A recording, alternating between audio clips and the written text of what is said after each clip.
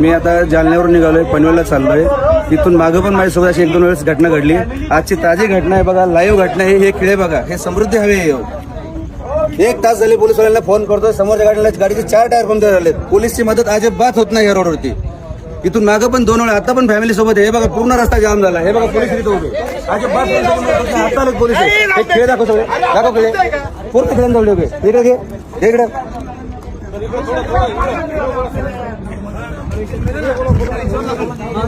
भाऊ. इथून मागवून माझ्यासोबत अशा घटना 2 वेळा झाल्यात. तेव्हा पण मी पोलिसांना फोन केला, अजिबात पोलिसांची मदत होत नाही. मी आता जालन्यावरून निघाले, मला पनवेलला जायचंय. हा बघा रस्ता, म्हणजे हजारो खेळ ठोके, एवढे खेळ ठोकसवर चाललंय काय?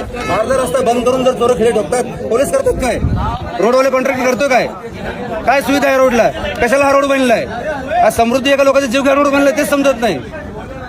व्हिडिओ व्हायरल करा हे आणि हे दाखवा या पोलिसवाल्यांना. अजिबात पोलिसची मदत होत नाही या रोडला.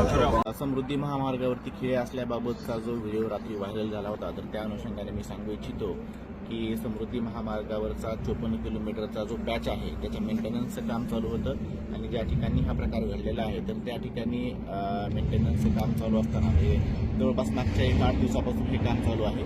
लेन नंबर 1 वरती काम चालू आहे. लेन नंबर 2 आणि 3 ह्या सुरू होत्या. लेन नंबर 1चं काम चालू असताना त्याला प्रॉपर व्यवस्थित बॅरिकेटिंग सुद्धा केलेलं होतं आणि हे काम करत असताना जे इंजेक्टेबल नोझल्स असतात तर ते त्याच्यामध्ये बसून त्याच्यामध्ये केमिकल सोडलं जातं, जेणेकरून ब्रिजची स्ट्रेंथनिंग होते. ते काम चालू होतं आणि ते काल सकाळी लावलं होतं आणि आज सकाळी ते काम गेलेलं आहे. जवळपास 24 तासाची ही प्रोसिजर आहे. अशा प्रकारचे कुठलेही खेळ लावण्यात आलेले आहेत किंवा काही हे सगळी असा प्रकार कुठलाही घडलेला नाही.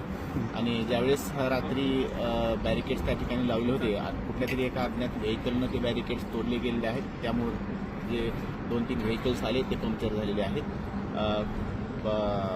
ज्यावेळेस घटना घडली त्यावेळेस HSPचे पोलीस आणि दौलताबाद पोलीस स्टेशनचे पोलीस तात्काळ घटनास्थळी या ठिकाणी पोहोचलेले आहेत. मी सर्व नागरिकांना आवाहन करू इच्छितो की कुठल्याही अफवांवरती विश्वास ठेवू नये. प्रशासन पूर्णरित्या दक्ष आहे. जे यापुढेही जे काही मेंटेनन्सचे कामं केली जातील त्या प्रत्येक वेळेस प्रॉपर बॅरिकेटिंग रिफ्लेक्टर्स लावून कामं केली जातील याची आम्ही पूर्ण दक्षता घेत आहोत. आता कुठलाही धोका नाही महामार्गावर? नाही, मेंटेनन्सचं काम आज जरी ते नोझल्स काढलेले आहेत, वाहतूक पूर्णरित्या व्यवस्थित सुरू आहे.